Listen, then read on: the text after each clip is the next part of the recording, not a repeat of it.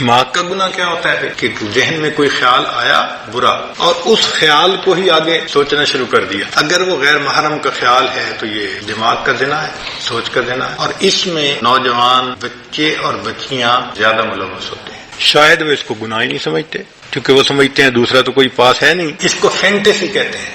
Fantasy کے گناہ سے دماغ پر ڈائریکٹ ظلمت آتی ہے. دیکھیں نا بھئی، آپ نے غیر محرم کو کسی نے دیکھا تو وہ تو 15 سیکنڈ کے لیے چلی گئی، لیکن فینٹیسی تو آدھا گھنٹہ، پونا گھنٹہ، 1 گھنٹہ خیال چل رہا ہے. جتنی دیر غیر محرم کا پروسیس چل رہا ہے دماغ میں، اتنی دیر دل کے اوپر ظلمت آ رہی ہے. تصوف کے میدان میں فینٹیسی سب سے بڑا گناہ ہے جو دل کو سیاہ کرتا ہے.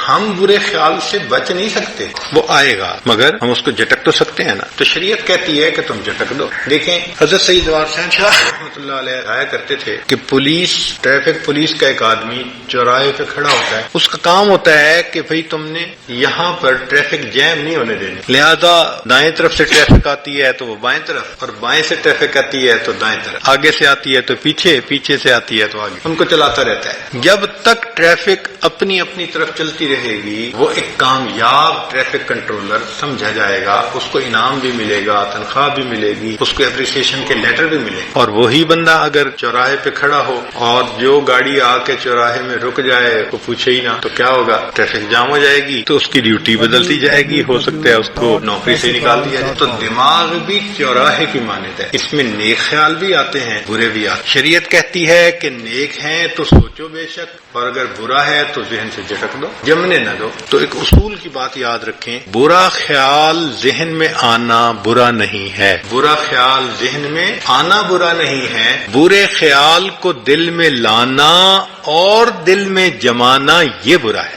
بات سمجھ گئے؟ احیاناً خیال آ جائے کوئی بھی برا نہیں ہے، وہ اس کو جھٹک دو، کیونکہ خیال کا آنا بس میں نہیں ہے. ہمارے ہر طرح کے خیال آتے ہیں، اور یہ بھی اللہ کی قدرت ہے اور اللہ کی نعمت ہے خیالات کا آنا. اچھا سوچیں، آپ کو بیوی نے کہا جی کہ مجھے افطاری کا سامان بنانا ہے، تو آپ ذرا بازار سے فلاں فلاں چیزیں لے آئیں.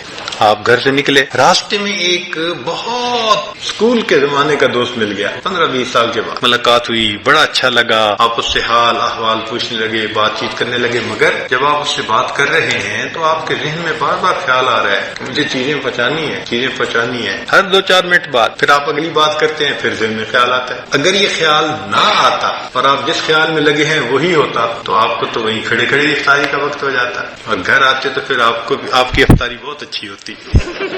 تو یہ اللہ کی رحمت ہے کہ ہم کسی کام میں مصروف ہو جاتے ہیں مگر ہٹ کے خیال آتا رہتا ہے. آپ نے ایئرپورٹ پہ جانا ہے، آپ کو دیر ہو رہی ہے، ہم کہتے ہیں اچھا جی میں اب بات کو مکمل کرتا ہوں، مجھے ذرا جانا ہے. تو یہ تو اللہ کی رحمت ہے، بار بار خیال کا آنا. تو ریپیٹیشن ہونا خیال کا یہ فطرت ہے انسان. تو خیال آئیں گے، اچھے بھی آئیں گے، برے بھی آئیں گے، مگر اتنا ہوتا ہے کہ سالک کو برے زیادہ آتے ہیں، اچھے تھوڑے آتے ہیں. اور جب انسان سالک اپنے آپ پر محنت کر لیتا ہے تو پھر ایک ایسا وقت آتا ہے کہ اچھے خیال آتے ہیں، برا خیال آتا ہی نہیں، خیال ہی نہیں آتا. ایسی سوچ پاک ہو جاتی ہے. محنت کرنی پڑتی ہے.